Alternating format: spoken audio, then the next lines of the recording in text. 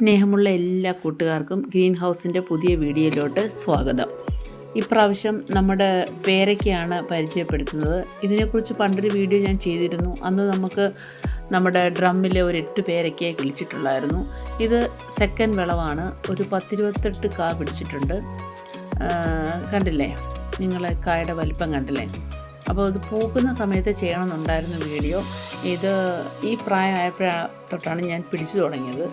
അപ്പം ഇതിൻ്റെ മെയിൻ കാരണം പേരയ്ക്കായ്ക്ക് ഒരു കേടുപാടുകളോ ഒന്നുമില്ല. നിങ്ങൾ കണ്ടതല്ലേ ഡ്രമ്മിൽ എത്രത്തോളം അത് വളർന്നു വന്നെന്നുള്ള കാര്യം. അപ്പം നമ്മൾ ഈ ചെറിയ പൂവായി കഴിയുമ്പോൾ പൂ ജസ്റ്റ് സ്റ്റാർട്ടാകുമ്പോൾ നമ്മൾ ഏതൊക്കെ വളങ്ങൾ കൊടുക്കണം ഞാൻ പറയാം. ഇപ്പോൾ അതിലൊരെണ്ണം കേടാണ്, അതാണ് ഞാൻ നിങ്ങളെ കാണിച്ചത്. അപ്പോൾ ആ കേട് വരാനുള്ള കാരണം നമ്മൾ നീം സ്പ്രേ അടിക്കുമ്പോൾ അതിൻ്റെ ആ പൂവിൻ്റെ അകത്ത് തന്നെ ഈ കാ ആയി കഴിഞ്ഞിട്ടൊരു 3-4 ചെറിയ അടപ്പ് പോലെ അതിൻ്റെ മണ്ട കാണുന്നില്ല, അതിനകത്ത് നീം സ്പ്രേ വരണം. അത് വന്നില്ലെങ്കിൽ അതിനകത്തിരിക്കുന്ന പ്രാണികൾ അതിനെ കുത്തി അതിനെ ഒരു കോലമാക്കി വയ്ക്കും. അപ്പോൾ അതുകൊണ്ട് എൻ്റെ ഇത്രയും പേരയ്ക്കയിൽ ആ ഒരെണ്ണം മാത്രമേ ആ പുഴുക്കുത്ത് വീണിട്ടുള്ളൂ. നമ്മൾ നീം സ്പ്രേ അടിക്കുമ്പോൾ സൂക്ഷിച്ച് തന്നെ അടിക്കുക. നിങ്ങൾ കണ്ടില്ല, പേരയുടെ കനം കുറച്ച് മാത്രമേ ഉള്ളൂ. എനിക്കിന്ന് 2 വർഷമൊക്കെ ആയതേ ഉള്ളൂ. ആ പേര കഴിഞ്ഞ 1 വർഷത്തെ വീഡിയോ ചെയ്തേ ഉള്ളൂ. അപ്പോൾ ഇതിൻ്റെ വളപ്രയോഗത്തിലാണ് ഇതിൻ്റെ കാര്യം ഇരിക്കുന്നത്. അപ്പോൾ നമ്മൾ ആ ഡ്രമ്മിൽ 250-ൻ്റെ ആ വലിയ ഡ്രമ്മാണ്. അതിൻ്റെ അകത്ത് നമ്മൾ കച്ചിയും അതൊക്കെ ഇട്ടിട്ട് പുതയിലൊക്കെ ഇട്ട് വെച്ച് കൊടുത്തിട്ടുണ്ട്. ടെറസിൻ്റെ മണ്ട നല്ല ചൂട് തട്ടുന്ന ഭാഗത്താണ് തന്നെ ഇരിക്കുന്നത്.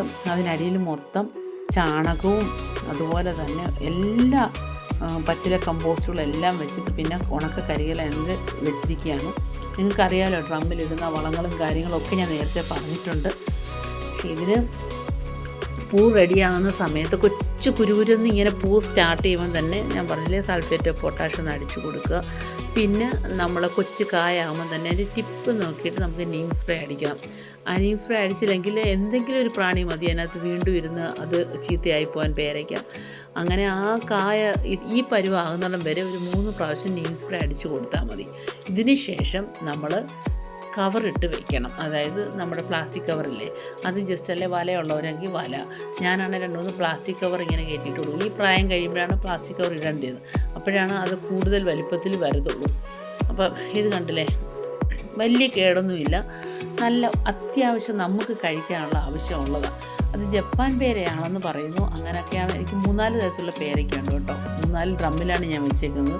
പക്ഷേ ഇത് ഏതാണെന്ന് എനിക്ക് ആക്ച്വലി പറയാൻ പറ്റില്ല. ജപ്പാൻ പേരയാണെന്ന് തോന്നുന്നു. കാരണം ഇതിൻ്റെ അകവശമല്ല നല്ല ചുമന്നാണ് ഇരിക്കുന്നത്. പേരയ്ക്ക് വലിയ വളങ്ങളൊന്നും വേണ്ട. എന്നിരുന്നാൽ തന്നെയും നമ്മൾ വെള്ളം ഒഴിച്ച് കൊടുക്കണം.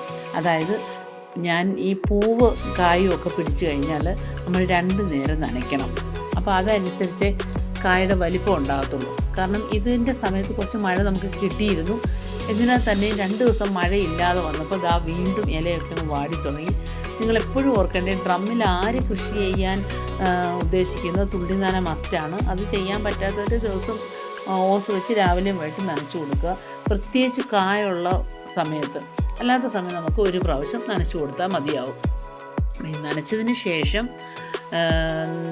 കായൊക്കെ പിടിച്ച് നമ്മൾ പറിച്ചതിന് ശേഷം നമ്മൾ ഇതിൻ്റെ ഇത്രയും ഭാഗം വെച്ച് നമ്മൾ കട്ട് ചെയ്യണം. നമ്മൾ വിചാരിക്കും, എൻ്റെ പേര പോയെന്ന്. ഒരിക്കലുമല്ല. നമ്മുടെ ആ കൈയുടെ കനമുണ്ട്, കൈയുടെ നീളം അത്രയും ഭാഗം ഇതിൻ്റെ ഈ ഭാഗം വെച്ച് അങ്ങ് മുറിക്കണം. അത് അന്നേരമാണ് കുറേ ശിഖരങ്ങൾ പൊട്ടുന്നത്. കഴിഞ്ഞ വർഷം ഞാൻ 1 പ്രാവശ്യം വെച്ച് കട്ട് ചെയ്തിരുന്നു. അപ്പോൾ ആ കട്ട് ചെയ്തതിന് ശേഷമാണ് അതിൽ നിന്നും പൊട്ടിയ ഇത്തിലാണ് ഇത്രയും ഉണ്ടായി ഇങ്ങനെ താന്ന് കിടക്കുന്നത്. അപ്പോൾ ഈ പ്രാവശ്യം കുറച്ചുകൂടെ ഹൈറ്റിൽ വെച്ച് കട്ട് ചെയ്യുമ്പോൾ നമുക്ക് അടുത്ത പ്രാവശ്യം കുറേ ഏറെ ഉണ്ടാകും. പിന്നെ ഇത് ഉണ്ടായി കഴിയുമ്പോൾ നമ്മൾ കുറേ അതിനോട് ചേർന്ന് കുറച്ച് ഇലകളൊക്കെ അങ്ങ് പറിച്ച് കളയണം. കാരണം ആ ഇലകൾ കൂടുതൽ നിൽക്കുമ്പോൾ അതിനകത്ത് കൂടുതൽ എന്തെങ്കിലും പ്രാണികൾ വന്ന് അറ്റാക്ക് ചെയ്യാനുള്ള ഇതുണ്ട്. നമ്മൾ കവറൊക്കെ ഇടുമ്പോൾ കുറച്ച് ഇല പറിച്ച് കളഞ്ഞിട്ട് വേണം അത് ഒന്ന് കവർ ചെയ്ത് വയ്ക്കാം. അപ്പോൾ ഈ പ്രാവശ്യം കണ്ടില്ലേ, കുറേ ഇനി പഴുക്കാനുണ്ട്. പഴുത്ത അനുസരിച്ച് ഞാൻ പിറക്കി വെച്ചിട്ടുണ്ട്.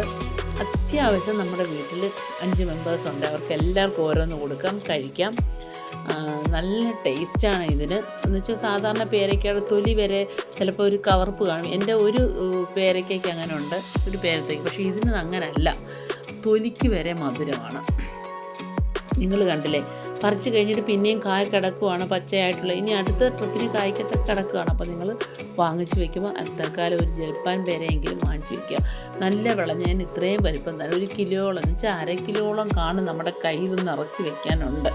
അതൊരു 5 പീസാക്കിയാൽ എല്ലാവരും കൊടുക്കാൻ നമുക്ക് സാധിക്കും. പിന്നെ ചാണകപ്പൊടി, അതുപോലെ തന്നെ നമ്മുടെ എല്ലുപൊടി, ഇതൊക്കെ ആദ്യമേ തന്നെ അടിവളമാട്ടി കൊടുത്തു കഴിഞ്ഞാൽ പിന്നെ പ്രത്യേകിച്ച് അതിൻ്റെ വളവും കാര്യങ്ങളൊന്നും ശ്രദ്ധിക്കേണ്ട കാര്യമില്ല. നമുക്ക് മരുന്നടിക്കാതെ നല്ല പേരയ്ക്ക നമുക്ക് കഴിക്കാം. ഇനി ഞാൻ ഇതൊന്ന് മുറിച്ച് കാണിക്കാം. അപ്പോൾ ഇതിൻ്റെ അകം എങ്ങനെയുണ്ടോ നിങ്ങൾ നോക്കുക. ഒത്തിരി സന്തോഷമല്ലേ ടെറസിൻ്റെ മണ്ടയിൽ നിന്ന് ഒരേട്ടെണ്ണം ഒന്നിച്ച് പറിച്ചെടുക്കുക. അപ്പോൾ ആ മനസ്സിൽ കഴിക്കണമെന്നില്ല, അതിങ്ങനെ കണ്ടുകൊണ്ടിരിക്കുന്നതിനൊരു സുഖമാണ്. ഇങ്ങനെ പിടിച്ചു നോക്കാനും ഇതൊക്കെ എടുക്കുമ്പോൾ പണ്ട് നമ്മളൊരു പേരയ്ക്കയ്ക്ക് വേണ്ടി ഓടി നടക്കുന്ന രംഗം. അപ്പം നല്ല പേരയ്ക്ക അന്നത്തെ കാലത്ത് എല്ലാവരുടെയും പറമ്പിൽ കിടക്കുന്ന കാണുമ്പോൾ ആഗ്രഹം വരും. പക്ഷേ ഇന്ന് നമ്മുടെ പറമ്പിലുണ്ട്. അപ്പോൾ അതൊക്കെ എല്ലാവർക്കും ഒരു മോട്ടിവേഷനാകട്ടെ. അതുകൊണ്ട് എല്ലാവരും വീട്ടിൽ വലിയ പേരത്തൈ വെച്ച് കാട് പോലെ വെളിയിലാക്കാതെ നല്ല ഒരു പേരത്തൈ ഒരു ഡ്രമ്മിൽ വെച്ചാൽ ആവശ്യത്തിന് പേരയ്ക്ക കഴിക്കുക എന്നുള്ളതിൻ്റെ ഒരു ഉത്തമ ഉദാഹരണമാണ് ഇത്. അപ്പോൾ അതുകൊണ്ട് എല്ലാവരും ചെയ്യണം. മടി കുടിയേക്കെടുത്തു, പക്ഷെ മടി കൂടാതെ നമ്മൾ ഇത് ചെയ്തെങ്കിൽ മാത്രമേ നമുക്ക് സക്സസ് ആകാൻ പറ്റത്തുള്ളൂ. അത് എല്ലാവർക്കുമാകും. അപ്പം അതുകൊണ്ട് എല്ലാവരും ഇത് ചെയ്യുക. പ്രത്യേകിച്ച് പറയാനൊന്നുമില്ല. നിങ്ങൾ ഓരോ യൂട്യൂബ് സെർച്ച് ചെയ്യുമ്പോൾ നിങ്ങൾക്കറിയാം അതിൻ്റെ ടിപ്സ്. നമ്മൾ ഒരു പ്രാവശ്യം കൃഷി ആരംഭിച്ചു കഴിഞ്ഞാൽ പല വെറൈറ്റി നമുക്ക് പരീക്ഷിക്കാനായിട്ട് തോന്നും. ഇത് കണ്ടില്ലേ, അത് വീട്ടിൽ കൊണ്ടുവച്ചിട്ട് ഞാൻ പിറ്റേ ദിവസമാണ് കട്ട് ചെയ്യുന്നത്. ഒരു ദിവസം നമ്മളിത് പഴുക്കാൻ അലോ ചെയ്യുക. അപ്പം കട്ട് ചെയ്യുമ്പോൾ കണ്ടില്ലേ അതിൻ്റെ കളറ്. അപ്പോൾ കൂടുതൽ പഴുക്കുമ്പം ഇതിലും കൂടുതൽ കളറായിരിക്കും. ഇത് കണ്ട പെട്ടെന്ന് കണ്ട കത്തി ഇറങ്ങിപ്പോകുന്ന കണ്ടില്ലേ. അപ്പോൾ അതിൻ്റെ ആ തൊലി വരെ നമുക്ക് ഇത് കഴിച്ച് സാധാരണ പേരയ്ക്കാക്കി നമ്മൾ തൊലിയൊക്കെ ഒന്ന് കുറച്ച് കട്ട് ചെയ്ത് കളയും. പക്ഷേ ഇത് തൊലിയൊന്നും കട്ട് ചെയ്യേണ്ട, ഒരു കേടും ഇല്ല. എൻ്റെ ഇത്രയും 22 28 കണ്ടോ ഈ പ്രാവശ്യം കിളിച്ചു. പക്ഷെ അതിൽ ഒരെണ്ണം മാത്രമേ പുഴുക്കുത്ത് വന്നുള്ളൂ. ബാക്കിയൊന്നും ഒരു പുഴുക്കുത്ത് പോലും വന്നില്ല. ഈ നീം സ്പ്രേയുടെ പ്രയോഗം അത്ര തന്നെ ഉണ്ട്. ചിലതാണെങ്കിൽ നേരത്തെ പഴുത്തു തുടങ്ങും, ചിലതാണെങ്കിൽ താമസിച്ചേ പഴുക്കൂ, വലുതായിട്ടേ പഴുക്കൂ. ഇതാണ് നല്ലോണം പഴുത്താണ് കേട്ടോ. അപ്പോൾ അതൊന്ന് കട്ട് ചെയ്യുമ്പോൾ അത് നോക്കിക്കോളൂ, എന്ത് മനോഹരം അത് കാണാൻ. കഴിക്കാൻ പോലും തോന്നില്ല. അതിനെ കുറച്ച് നേരം ഇങ്ങനെ നോക്കിക്കൊണ്ടിരിക്കാൻ തന്നെ ഒരു സുഖം. കണ്ടേ, നല്ല പഴുത്തത് മാത്രമേ പിള്ളേർ കഴിക്കൂ, അത് അവർ കഴിക്കുകയും ചെയ്യും. എന്നാൽ പഴുക്കാത്ത ഉണ്ടെങ്കിൽ എനിക്ക് തരികയും ചെയ്യും, അതാണ് രസം. പക്ഷെ ഇത് കണ്ടില്ലേ, നല്ല ഇത് കണ്ടു കഴിഞ്ഞാൽ നമുക്കത് എന്ത് വൈറ്റമിൻ സി ഒക്കെ അടങ്ങിയതാണ്. അതുപോലെ നിങ്ങളും ചെയ്യുക. ദൈവം അനുഗ്രഹിക്കട്ടെ. എനിക്ക് സബ്സ്ക്രൈബ് ചെയ്യണം, ലൈക്ക് ചെയ്യണം.